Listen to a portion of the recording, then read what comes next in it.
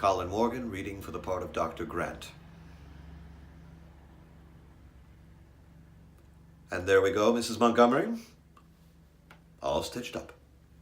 I feel much better, Dr. Grant. I'll take care of the suturing materials. Thank you, Hugh. I'll walk with you. The nurse will take over from here, Mrs. Montgomery. And I'll see you in 10 days to remove the stitches. I noticed that you used a different stitch than normal. Why was that? The cut was jagged, so I had to do one that's tighter. I hope you don't mind me asking questions with every procedure. Not at all. I saw the splint you put on the young lad with the sprained arm. Very well done.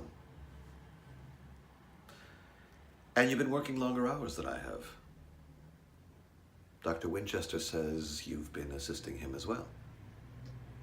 I hope that's all right, sir. Of course. We're understaffed as it is, and you're a good worker.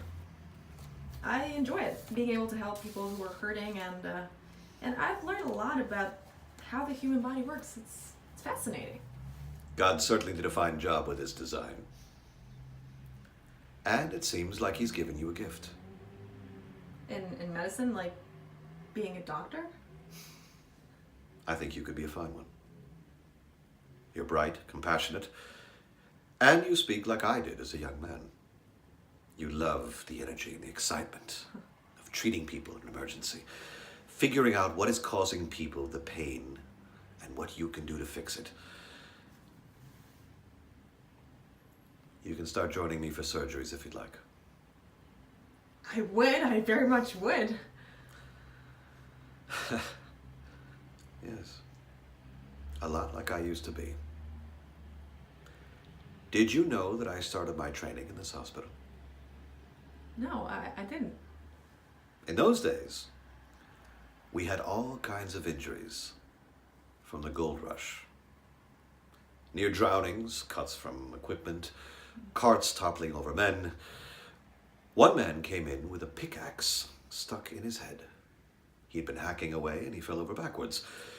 It was lodged in so deep, it took 3 of us to pull it out. You know what I prescribed the man? Stitches and aspirin? I prescribed him to give up on mining for gold. Yes, many interesting cases came in through those doors. Actually, one of the most curious cases I've seen in my career. What was it? It was a summer afternoon. A woman rushed in here, frantic, going on about how she'd found this drenched Chinese man near death on the beach. She and her husband stopped to help him, put him in their cart, and then they realized that he was clutching an infant. An infant? A white child. Couldn't have been more than 3 months, but dressed in finery and still clutching its rattle. Was the baby all right? Dehydrated, malnourished, sunburned. But better off than a young man caring for him. The Chinese man, that is. What had happened to them? Well, that was a mystery. We never found out. The man never regained consciousness to explain. He died in this very hospital 3 days later. Dr. Kennebrew was his attending physician. He did his best. But there was nothing that could be done.